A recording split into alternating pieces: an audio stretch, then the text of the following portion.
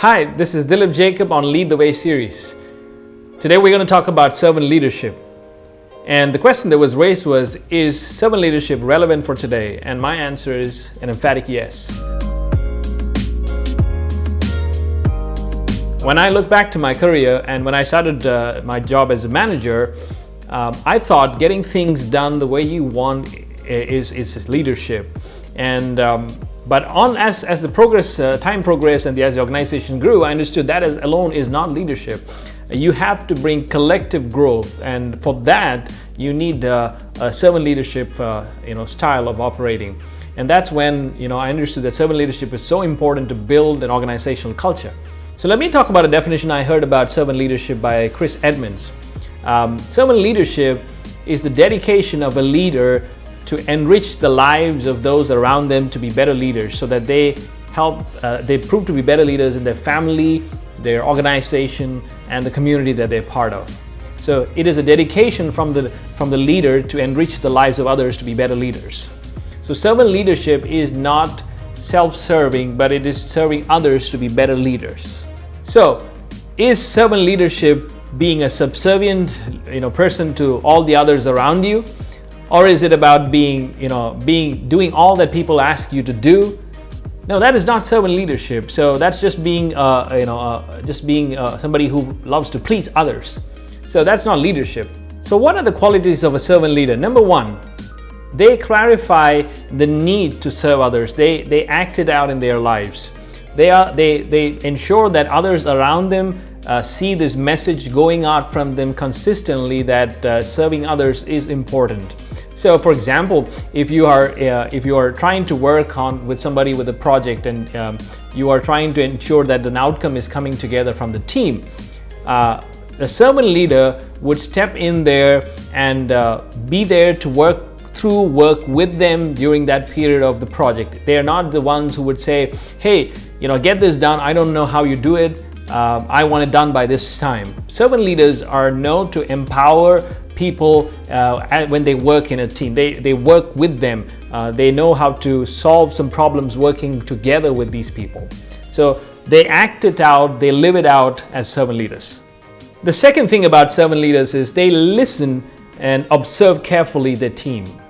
What they do is they try to understand how are their teammates thinking, what is driving their thinking, how are they going to understand what I am trying to get them to do as a leader. So they try and listen to people, they ask questions, they love to hear feedback. And so they listen to the people, they try to understand their thinking so that they can be a better leader, a leader that they can understand better.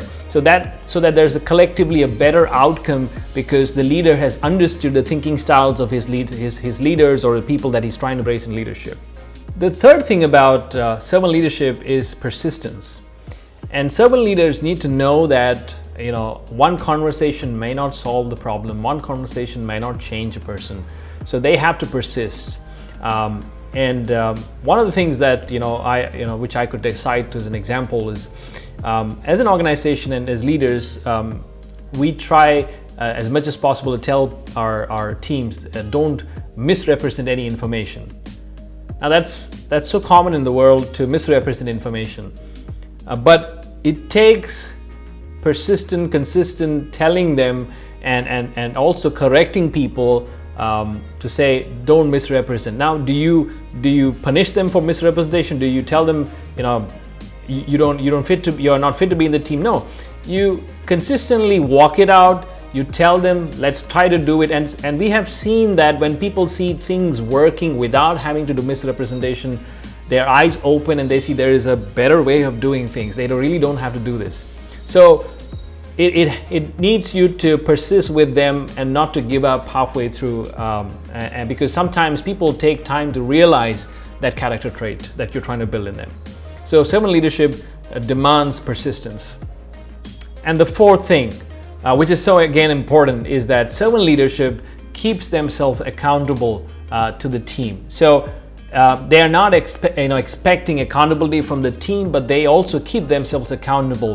For example, if you are expecting somebody to be on time for a certain project or during the duration of a project, and you yourself as a leader do not turn up there and you're not accountable for that, then the team also gets demotivated at times. So these people, servant leaders, know that they are also accountable to the rest of the team. So they try to be what they expect from the team. They try to be that before them.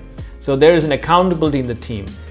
Therefore, servant leaders, and I know it is not an easy character to trait to build, especially when you want to be accountable to the people who are working under you or reporting to you. In closing, servant leadership is a transformational form of leadership because it changes people that you're working with, and as they become better leaders, your customers get a better experience from them, and therefore your organization grows. So it is not a short-term objective or a short-term goal-oriented leadership. It is a longer term because you're trying to build leaders who are better around you, and therefore servant leadership is ideal for today's organizations because you're trying to differentiate from other organizations around, but you're also trying to build a culture so that your employees deliver that to your customers. Now, I hope this series has helped you, and if you have more questions about any of these leadership topics, do write to us. We look forward to hear from you. Thank you.